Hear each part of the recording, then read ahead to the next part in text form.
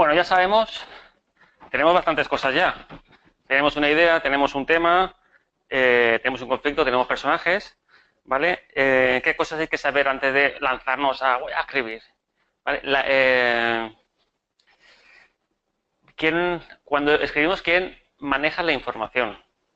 ¿Vale? Eso es muy importante saberlo. Hay una persona que sabe la información, que somos nosotros. Si nosotros los guionistas no sabemos cómo desarrollar, que muchas veces nos pasa, ¿eh? Que no sé cómo cojones voy a continuar por donde voy porque me he metido en un berenjenal y no sé salir, pero nosotros en principio somos los responsables y los que tenemos toda la información de la historia. ¿Vale? Luego hay dos personas que necesitan saber información, que son los personajes y el público. ¿Vale? Es decir, información.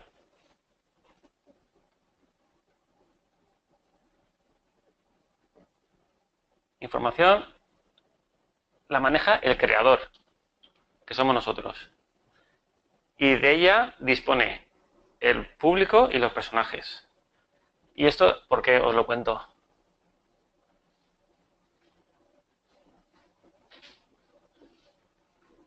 El personaje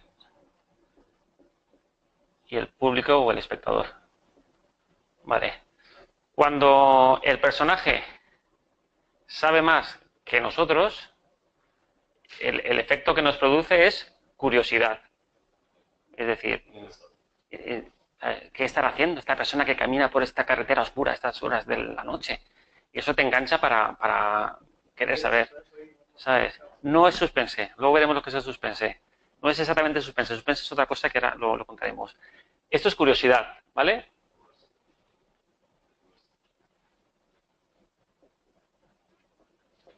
Vale, la curiosidad funciona muy bien, sobre todo al principio de la película, ¿no? Pues saber un poco de qué va, ¿no? Como que te engancha por eso. Pero la curiosidad no puedes estar 90 minutos sin el espectador, sin saber lo que está haciendo el personaje, porque si no dirías, esto es un tostón, esto no hay quien lo vea.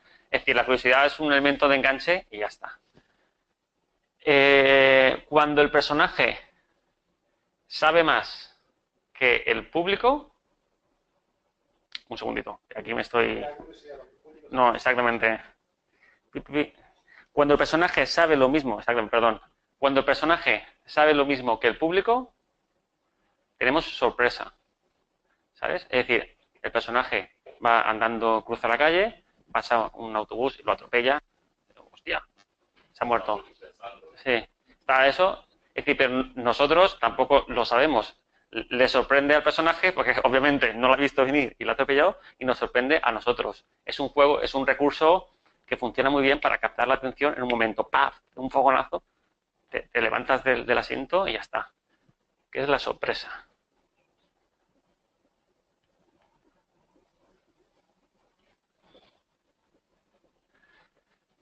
Tampoco la sorpresa funciona para un golpe determinado, pero tampoco podemos una película, ¿sabes? Basar toda la película en sorpresas, porque si queremos sorpresas nos vamos a Terra Mítica o nos vamos a Portaventura, que ahí hay sorpresas de las buenas. ¿Sabes? Hay ruletas rusas de esas o... Ruleta rusa no, eso también da sorpresa. El Dragon Khan, si quieres sorpresas, pues te vas a la feria.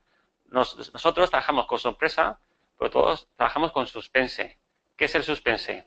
Que nosotros, el espectador, sabemos más que el personaje. Cuando el público sabe más que el personaje,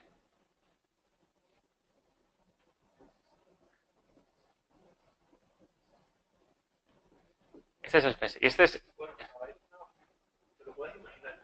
bueno, pero tienes más información, algo más de información que el, por ejemplo, o sea, la secuencia de que a todos nos viene a la cabeza es, por ejemplo, la bomba que va a explotar y tú ves el contador, ¿sabes? De Hitchcock, sí, la película de Hitchcock, ¿no? Hitchcock era el maestro de suspense, como todo el mundo sabe. Entonces, si tú sabes que hay una cuenta atrás, sabes que en un minuto va a explotar algo y tú ves que el personaje está fumándose un cigarrito, tranquilamente, hablando, tal, no sé qué, y la bomba está allí y tú dices, joder, pírate, que va a explotar la bomba. Nosotros, en cierta manera, tenemos que trabajar el suspense, no a la manera de Hitchcock, porque no se trata de hacer películas de tensión, pero sí, digamos, que para que tú sufras con él, muchas veces nosotros, los creadores, tenemos que darle más información al público que al personaje, para que así sufra con él, ¿vale? Entonces, eso es una cosa que hay que tener en cuenta también a la hora de escribir nuestras historias. A ver, los personajes. Vale, pues si queréis... Ah, bueno, sí, unas cositas más. Y sobre todo, nosotros trabajamos con la herramienta del guionista. Nosotros solo tenemos una herramienta, el guionista, que es el tiempo. No hay ninguna otra más. Nosotros manejamos el tiempo.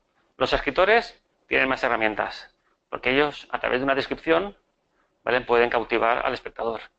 Nosotros las descripciones en cine, en guión, no sirven para nada. O sea, porque el guión no es un documento literario para que lo lea el espectador, sino para que lo lea el director del cine o el realizador, y con ese guión transformarlo en imágenes. Entonces tú, el guión, no puedes decir la mañana resplandecía como 2 gotas de lluvias caídas Eso no sirve para nada. Es por la mañana, punto. Ya el director ya pondrá la lluvia, nosotros ponemos llueve o sol, hay nubes y amenaza tormenta. Es decir, nosotros todo lo que contamos, lo contamos a través de las acciones. Igual que los personajes. Los monólogos interiores, a veces hay alguno con voz en off, pero los monólogos interiores tampoco son buenos. Si un personaje está nervioso, tenemos que ver, por ejemplo, con un reloj. O, por ejemplo, dando pasos así. Da pasos intermitentes de un lado a otro. Esa es la acción. Yo estoy nervioso, lo tengo que describir con una acción. Vale, esto viene por lo siguiente. Imaginaos que vamos a contar la vida que hemos dicho antes. Voy a contar la vida de Rafa Nadal. Vale, pues Rafa Nadal tiene 30 y pico años. Voy a contar la vida de un científico. Pues no sé, Albert Einstein, que se murió con 70 años. Y yo tengo 90 minutos para contar la vida de una persona que vivió 70 años, por ejemplo. No sé cuánto vivió Albert Einstein. Tenemos que seleccionar muy bien los espacios de tiempo que quiero coger de su vida, ¿vale?, para recopilarlos y contar mi historia en 90 minutos. Entonces nosotros somos los maestros del tiempo, ¿vale? Y eso es fundamental saberlo. Nosotros manejamos tiempo y acciones. ¿Eh? Digamos, decir con puntos. Con puntos. Sí. Los ítems, no sé si te refieres a eso. Algo concreto. Sí, las cosas concretas, las acciones concretas. Correcto. ¿Sí o no? ¿No? Sí, Sí. no. Vale, no sé si está conectado, ¿nos han ido? Sí. Eso es muy, muy importante. Con eso, ¿qué quiero decir? Entonces, sí que tenemos unas herramientas del tiempo. Tenemos 2 herramientas para manejar el tiempo a nuestro antojo, por lo menos como en Regreso al Futuro, ¿no? Digamos, de esta manera. Las 2 herramientas son elipsis y la dilatación del tiempo. Tenemos una pregunta de ¿cómo calculas la duración de las escenas y de la película al completo para no pasarte de 90 minutos? Así que léelo tú para que todos... Sí, vale. Hay una pregunta. ¿Cómo calculas la duración de las escenas y de la película al completo para no pasar de 90 minutos? Vale, pues eso te lo contestaré después de la publicidad. Porque es de lo que vamos a hablar después. Entonces, un poquito de paciencia y lo resolvemos. ¿Alguna pregunta más? Nada más. Vale, pues entonces, el tiempo tenemos dos armas. Elipsis y dilatar el tiempo. ¿Sabéis lo que es cada una de las dos? ¿O sí? La elipsis, bueno, está claro, una elipsis, por ejemplo, cuando abre la puerta un personaje, el personaje abre la puerta, en el siguiente plano el personaje está sentado ya. Es decir, la acción de cerrar la puerta, andar hacia allí, esa no la hemos eliminado porque no es recurrente. Es una elipsis, digamos, ligera, pero luego hay otras elipsis narrativas grandes. Es decir, todos los días nosotros comemos, desayunamos, cenamos, dormimos. En este punto de abrir la puerta, si hay una acción. Si hay una acción relevante que nos sirva para la historia, bien, pero si no hay unas elipsis narrativas, o sea, unas elipsis... es decir, el personaje abre... Claro, si no es... Como nosotros tenemos 90 minutos para contar una historia, el estándar de un largometraje viene a ser entre 90 y 120 minutos. Entonces, si nada, o sea, todo lo que hay en la película, todo, desde la primera sílaba que dice el actor hasta la última, ¿sabes?, que dicen los personajes, es porque es necesario. Si hay algo que no sea necesario, no sirve. Es una ley básica de todo guión. Lo que no es necesario no sirve, porque tenemos un tiempo tan corto para contar algo, ¿sabes? Tenemos que centrarnos en lo esencial. Si es superfluo, no sirve. Entonces, si está durmiendo, es porque en ese sueño va a pasar algo. Si está comiendo, es porque en esa comida va a pasar algo. Va a entrar un mafioso por detrás y le va a pegar un tiro, la comida está envenenada, va a tener una discusión con su mujer en esa comida, si no, no sirve. Y todo lo que suceda tiene que suceder en relación al conflicto que hemos visto antes. No tiene que suceder, o sea, no puede ser que se enfade con su mujer y luego que se enfade con otra persona. Pues si no, empezamos los conflictos, empezarían con un pinball, a pegar, ¿sabes? A rebotar sobre sí mismo y no contaríamos nada. Vale, entonces la elipsis es elegir los momentos, ¿vale? Que nos cuenten la vida de esa persona o lo que queramos desarrollar. Y la dilatación, ¿vale? Es decir, es para crear emotividad, ¿sabes? En algún punto determinado. Sobre todo suele ser hacia el final. Por ejemplo, en esa famosa cuenta atrás que hemos hablado antes, ¿vale? 10, 9, pues igual los 10 segundos, luego en el cine resulta que son 2 minutos, porque vemos el punto de vista de un personaje, el punto de vista de otro. Entonces, cuando nosotros, en principio, somos pro elipsis, pero cuando es necesario, ¿vale? Una secuencia en concreto la dilatamos porque ahí tenemos la dulzor de la secuencia, la emoción, la intensidad, entonces eso lo dilatamos, ¿vale? Somos como un acordeón, elipsis y dilatación. Vale, pues yo creo que vamos ya a responder la pregunta de nuestro amigo. Vale, perdonadme que voy a escribir aquí una cosa, una etapa. ¿Os gusta el ciclismo a vosotros? El ciclismo. ¿El ciclismo? ¿Seguís el ciclismo? Pues voy a...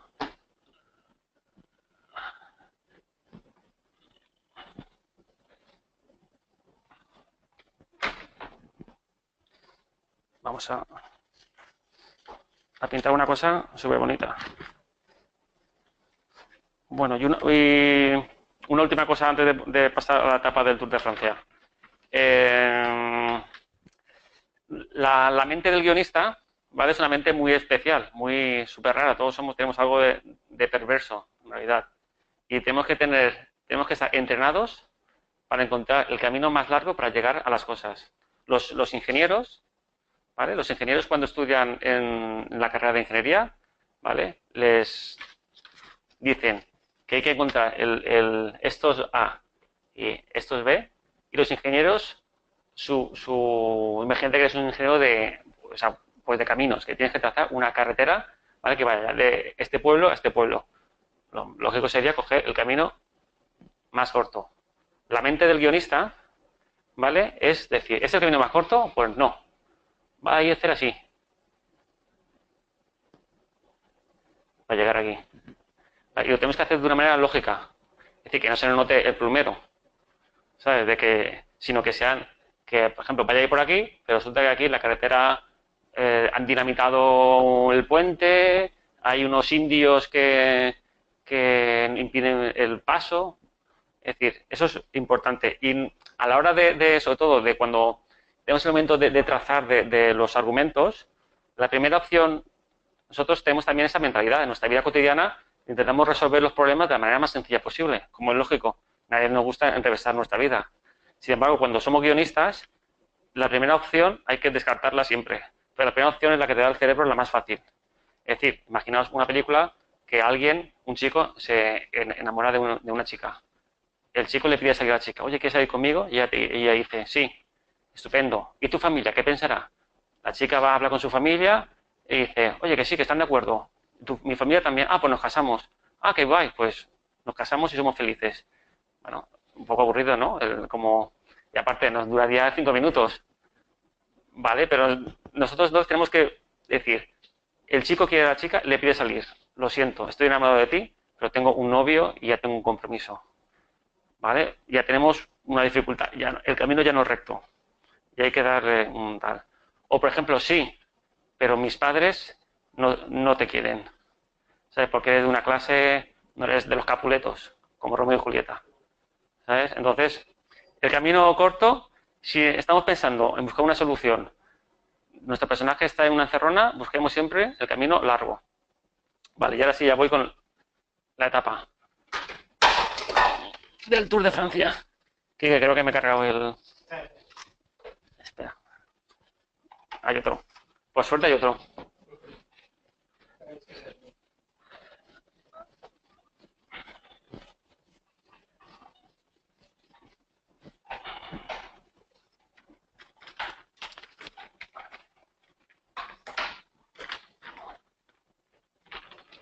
vamos a pintar esto así.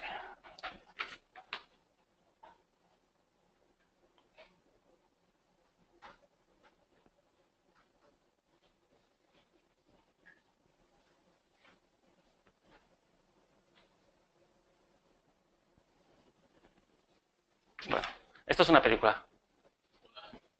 Esto es una película. Ahora solo vemos puertos de montaña, ¿verdad? Pero esto será una película que vamos a escribir entre todos nosotros ahora mismo, ¿vale? Ahora vamos a... Aquí hay una línea que es el tiempo, ¿vale? Estos son 90 minutos.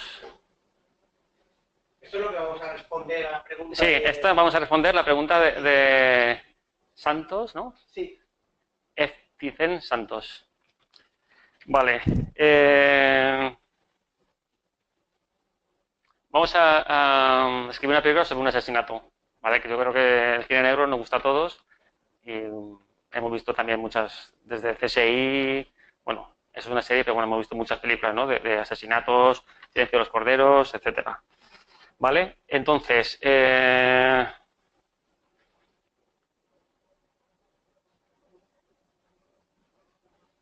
equilibrio. ¿Qué significa esto?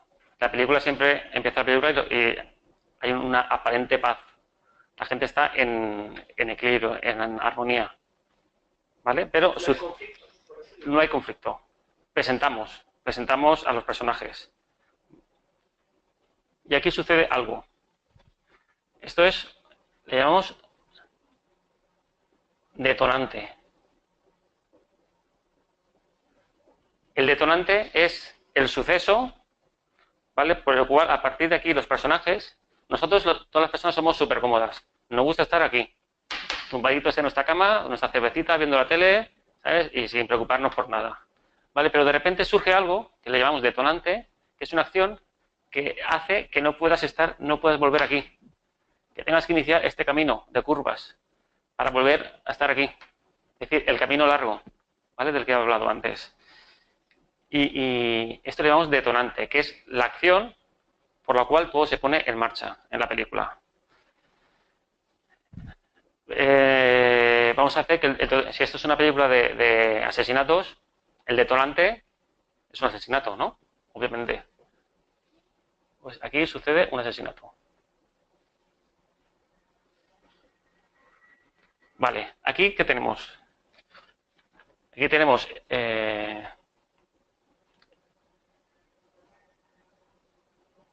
digamos,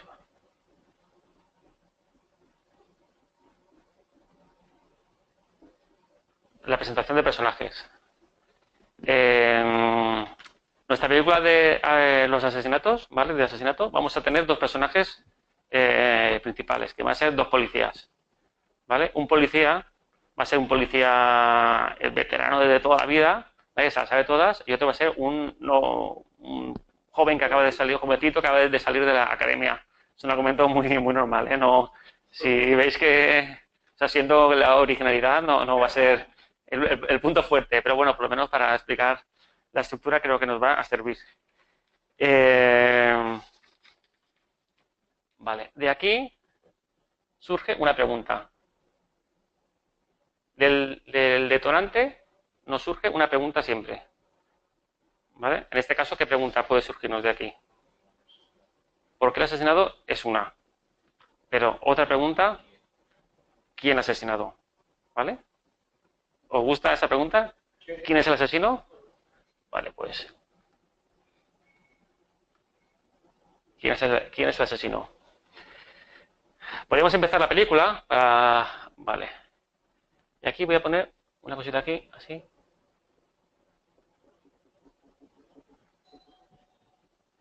Y se va a poner. ¿Sabéis lo que es un punto de giro? ¿Alguien por aquí? No, pues primero lo apuntamos. ¿Punto de giro? Sí. ¿Se vuelve la historia otra vez al principio? No. Primero voy a decirlo así como en abstracto y luego ya le ponemos el argumento, ¿vale? Sobre esta plantilla. Aquí, digamos, podríamos tener el personaje veterano, La primera secuencia no sabemos que es un policía. Hay un tipo tomándose cerveza tras cerveza en un pub. El camarero le dice que ha cerrado y dice que no, él quiere una más. ¿Sabes? Está medio borracho, se puede encarar con alguno de los clientes, ¿sabes? Incluso tiene una bronca que te cagas con... No sabemos que es policía todavía, ¿eh? Y se encara con el camarero, con un cliente. Tiene una bronca que te cagas y parece un auténtico cabrón, ¿sabes? Ahí dejamos a ese personaje, ¿no? En la curiosidad esta que hemos hablado. Seguimos y de repente tenemos un acto de graduación de policías. Es un jovencito que acaba de salir, su madre... ¿qué os parece? Está en la grada, viéndole está su madre y su hermano. No está su padre. De momento está la madre y el hermano. No, tampoco lo especificamos, pero el espectador se ha dado cuenta que no hay padre.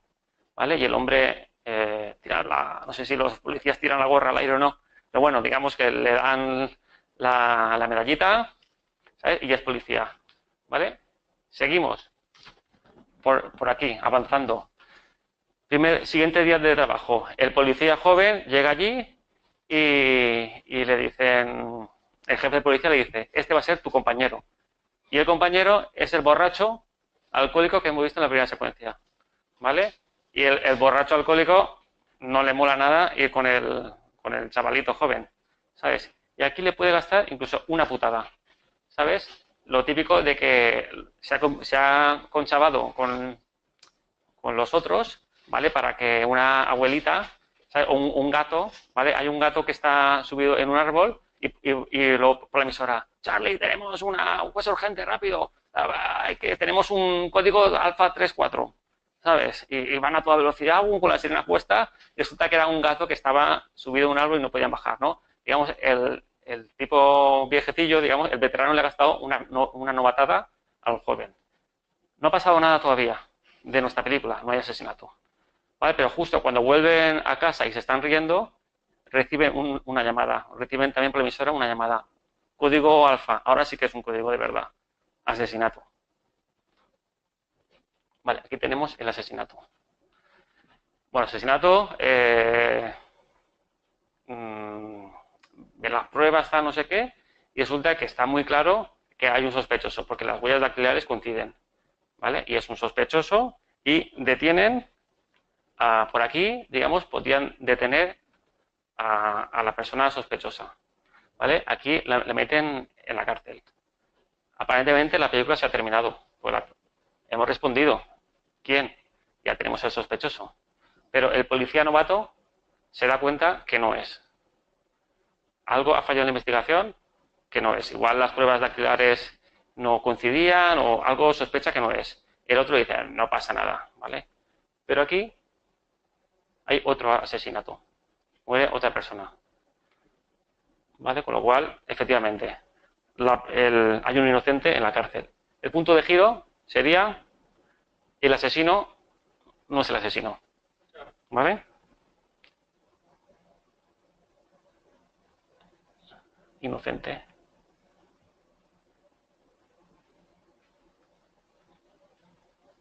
Dilo porque creo que no se vea. Vale. Sí. Digamos, el punto de giro sería hay un inocente en la cárcel. ¿Vale? Esto que, digamos, sería la presentación de la película, vendría a ser, por responder un poco a la pregunta, entre 15 y 30 minutos.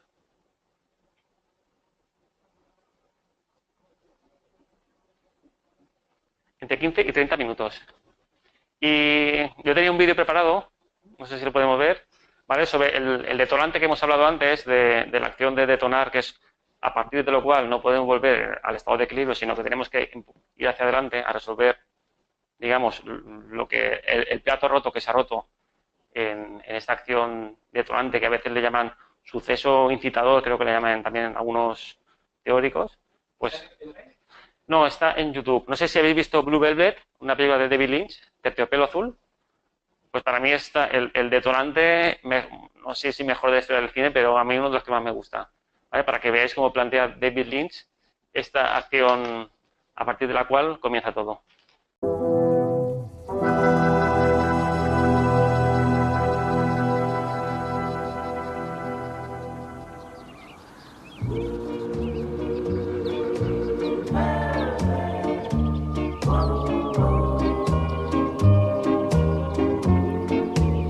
She wore blue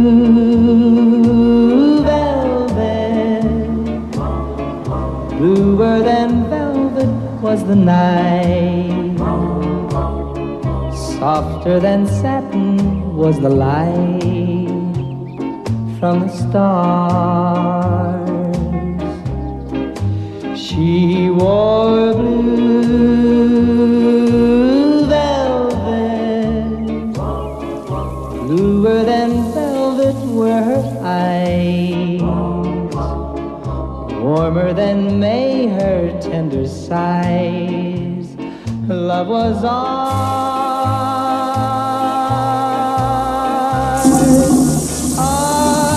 love I held tightly, feeling the rapture grow, like a flame burning brightly.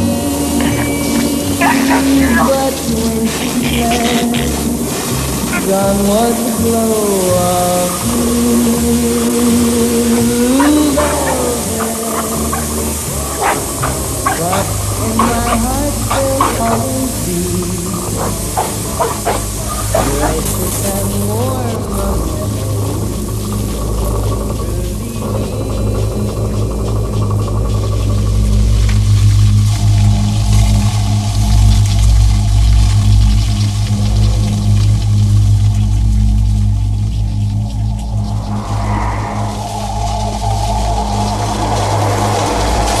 Pues en esta secuencia, que es la primera secuencia de la peli, estamos viendo lo que hemos dicho, del equilibrio, de la normalidad, los niños cruzan la calle, los bomberos, tal, un hombre está regando, es todo idílico, pero siempre por debajo pasa algo.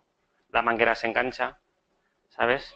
Y es decir, lo tenebroso, lo que viene a decir esto es que lo tenebroso nos acecha. Es decir, nosotros queremos estar aquí, pero siempre vamos a estar aquí. Siempre hay algo que nos acecha y que nos pondrá en marcha todo. Tanto estamos hablando casi que de guión y estamos hablando de la vida en general, ¿vale? Siempre nos acecha un detonante que pondrá nuestra vida en marcha. Bueno, tenemos aquí un asesino suelto, ¿vale?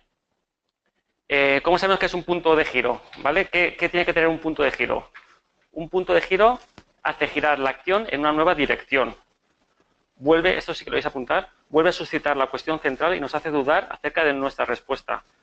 Suele provocar una decisión, un compromiso en el protagonista. Eleva el riesgo de lo que está en juego. Empuja la historia dentro de del siguiente acto. ¿Vale? Aquí tenemos 3 actos clásicos. Principio, nudo y desenlace, que es un poco la estructura clásica del cine. Entonces, el primer punto de giro es cuando nosotros íbamos la historia en una dirección. Tengo que encontrar quién es el asesino. Tenía la respuesta, pero de repente ya no tengo la respuesta. Es decir, vuelvo a empezar, por decirlo de alguna manera, ¿vale? Pero con un hándicap, ¿sabes? Ya he fallado y aquí, digamos, en el punto medio de la película, ¿vale? Hay como esto se llama descenso y esto caída. ¿Vale? En el descenso van a suceder, es decir, el asesino está suelto, aquí cometerá un asesinato, aquí se enterará la prensa local, aquí se hará eco la prensa nacional, aquí el presidente de los Estados Unidos estará diciendo qué está pasando, que tenemos un asesino suelto. Es decir, la bola va cayendo, ¿sabes? La bola se va haciendo más grande. Aquí digamos, anticlímax o punto medio, ¿vale? Que suele ser, digamos, suele coincidir con la mitad de la película, ¿vale? Que es el punto más bajo, donde están más perdidos, o sea, digamos, estamos donde más lejos estamos de solucionar la problemática. Y por aquí, digamos, podríamos, de repente, una pista que la habían dejado sin atender, la típica llamada de una abuela que nadie sospechaba nada, de repente esa llamada es súper importante porque da con la pista aceptada. Entonces, de la caída vamos subiendo, es decir, ya tenemos algo donde cogernos y seguir evolucionando, ¿vale? Y resulta que tenemos un conflicto que hemos dejado un poquito estancado, pero es un conflicto de relación, el poli bueno con el poli malo, entre comillas, ¿vale? El veterano con el jovencito. Y entonces el veterano dice, hay que captar, ya sabemos quién es esta persona, tenemos el asesino, pero es un tipo que se las sabe todas, ¿vale? y no deja huellas. Pero yo sé que sabemos que es él, pero no podemos juzgarlo no podemos detenerlo porque el juez, por ejemplo, nos da un permiso para entrar en su casa, ¿sabes? Entonces, pero digamos que prevalece la opinión del policía joven. Al final el juez les autoriza a entrar en su casa. Ya sabemos quién es, ¿vale? Y aquí encontramos, ya sabemos quién es el asesino. Pero el asesino ha huido. O sea, sabemos quién es el asesino, pero el asesino ha huido. ¿Vale? Aquí tenemos un problema. Y es que hemos respondido esta pregunta. ¿Quién es el asesino? Sabemos quién es. El problema es que el asesino ha huido. Con lo cual, la pregunta esta no nos vale. Debería ser otra pregunta. La pregunta básica de la película es, ¿atraparán al asesino? Esa es la pregunta que debemos resolver. ¿Lo atraparán? Entonces aquí el asesino ha huido. Y aquí ponemos, toda esta parte, digamos que estoy aquí hablando un poco, grosso modo, deben ser 60 minutos aproximadamente. Vale. Una vez que el asesino ha huido, ¿vale? Tenemos un segundo punto de giro. ¿Por qué? Porque la trama ahora ya no va de saber quién es el asesino. Ahora la trama va de encontrarlo. El asesino ha huido, ¿sabes? Y hemos registrado que en su casa, por ejemplo, hay una nota, una pista que nos da a entender que aquí va a hacer una barbaridad. ¿Sabes? Va a hacer su obra cumbre. ¿Sabes? Se va a poner el veneno en una, no sé, en las aguas corrientes de una ciudad y va a envenenar a toda la ciudad. O sea, hay algo aquí que nos da, ¿sabes? Como punto de giro, digamos, redobla la fuerza, ¿vale? De la peligrosidad. Y la pregunta, ¿vale? Si lo atraparán o no. Y aquí tenemos la gran secuencia, digamos, de persecución, de lo que queramos, ¿vale? Y lo encuentran o no.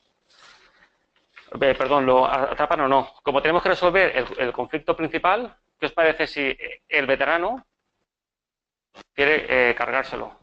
Vaya, te la toma por culo. Porque como se la sabe toda, seguro que volverá, irá a un juzgado, ¿sabes? Y en el juzgado seguro que saldrá inocente, no sé qué, prefiero cargármelo.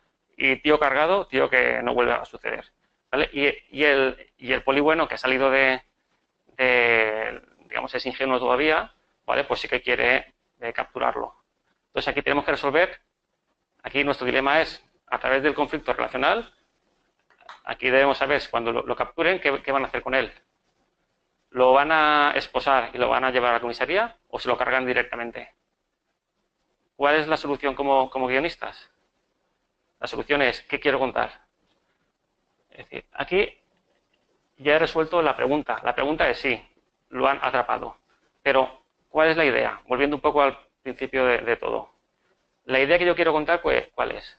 Quiero contar que la ley está por encima de todo. Entonces, si la ley está por encima de todo, atraparán al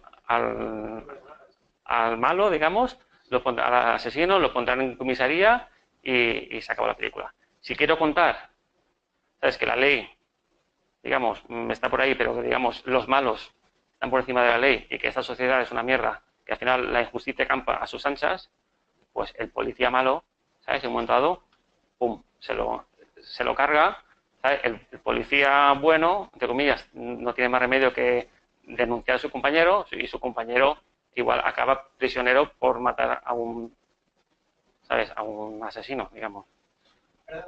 Sí. En tanto, la trama del padre del policía joven que mencionaste también debe desarrollarse. Sí, debe desarrollarse. De alguna manera, en un momento dado, ellos dos tienen que chocar. El policía veterano y el policía joven tienen que chocar. Yo creo que tienen que chocar aquí. Vale, aquí he puesto climas y aquí he puesto dilema. Dilema, que es lo que significa lo que antes hemos hablado. Para que los climas, las secuencias climáticas funcionen, puede ser una secuencia de acción, de persecución, pero tiene que haber un dilema, ¿vale? Y hay que resolver ese dilema. Aquí el dilema es, el asesino lo atrapamos y exacto, y va a la justicia, aunque sabemos que en la justicia puede escaparse y volver a matar, o lo matamos nosotros. Entonces, ese dilema resuelve la trama principal, pero resuelve la trama secundaria. Es decir, esta persona, a ver si intento explicarme, el policía joven, nos hemos enterado que su padre murió a manos, no sé si de este criminal o de un criminal parecido. Y él quiere vengar la muerte de su padre. Pero él quiere vengar la muerte de su padre honrarlo, o sea, honrándolo a su padre. Con lo cual, su motivación es decir, no, yo creo en la justicia. Mi padre murió luchando por la justicia y yo, como quiero vengar la muerte de mi padre, la voy a vengar de la mejor manera que sé, que es honrando a mi padre. Es decir, deteniendo al asesino y poniéndolo a disposición de las autoridades. Cumpliendo. Entonces, estamos resolviendo el conflicto principal, ¿vale? Y estamos resolviendo el conflicto interno de cada personaje. Es decir, el conflicto interno del personaje joven era, digamos, honrar a su padre o superar la muerte de su padre. A través de esto, él ha superado la muerte de su padre. Y la ha superado de la mejor manera posible. Es sin traicionar los principios de justicia que su padre le había inculcado cuando era pequeño y por los cuales él se hizo policía. Entonces, hemos resuelto 3 cosas aquí. El conflicto externo, el conflicto interno y el conflicto relacional entre los dos personajes, entre el policía bueno y el policía malo, o el veterano y el joven. Porque al final se ha impuesto la opinión del policía joven. Y el policía joven, y aquí hay un aprendizaje. ¿Por qué hay un aprendizaje? Porque volvemos al principio. El policía novato igual es un menos novato, pero el policía veterano ha aprendido también del policía novato. Y se ha dado cuenta que si él sigue por el camino por el que seguía, de tomarse cervezas, esas cervezas que se tomaba aquí, de salir borracho, ¿sabes? Y de, digamos, un camino sucio, llevaba el camino a la perdición. Y el policía novato le ha hecho entender que todavía hay una esperanza para creer en la justicia y en la ley. Entonces, aquí se resuelve todo. Y esto puede ser una secuencia de persecución trepidante o puede ser simplemente un dilema moral. Es decir, tenemos el asesino y puede ser una discusión entre ellos dos. Clímax más dilema. ¿Y qué decisión tomamos nosotros? Como guionistas. La decisión que esté más de acuerdo con nuestra idea principal que teníamos. Yo quiero contar una historia de asesinatos para contar que la ley está por encima de todo. O yo quiero contar una historia de asesinatos porque quiero denunciar que la policía es toda una corrupta, son corruptos y que la ley se la saltan a la torera los malos. Entonces, de mi decisión, de mi inquietud vital, dependerá esto, que es lo más importante. Y una vez aquí, volvemos al equilibrio, este de aquí, más aprendizaje. Y el desenlace aproximadamente son de 15 a 30 minutos. Con lo cual, aunque aquí yo lo he dibujado un poquito mal, esta segunda parte viene a ser el grueso de la película, el gran grueso de la película. Y para que nos funcione bien, ¿vale? Aquí es donde tenemos que poner en funcionamiento las tramas relacionales y motivadas un poco por... Sí, porque digamos que 60 minutos, aquí está claro, aquí esto en 15 minutos nos lo ventilamos rápido, un asesino o tal, quién es, y aquí el desenlace también, tenemos una secuencia trepidante de persecución por la ciudad y luego tenemos el dilema moral, pero aquí tenemos un embrollo, aquí tenemos que llenar 60 minutos, entonces sí que tenemos una mínima estructura de decir, los problemas se hacen grandes, es decir, tenemos aquí un asesinato en una ciudad, aquí llega la prensa, como que la bola se hace grande, llega la prensa nacional y aquí el presidente de los Estados Unidos se entera y dice, esto me está quitando los votos de mis electores, tenéis que hacer algo, por Dios. Y aquí es donde va el tema de la subida, es decir, a partir de aquí encuentran una pista y poquito a poquito encuentran al asesino, pero el asesino ha escapado y vamos aquí. Es decir, esto es lo más importante a desarrollar, lo más complicado porque es donde nos podemos perder. Esto más o menos lo podemos resolver. Y para no perdernos aquí, tenemos que tener muy claro cuál es el conflicto central y tenemos que ayudarnos un poquito de las tramas entre personajes.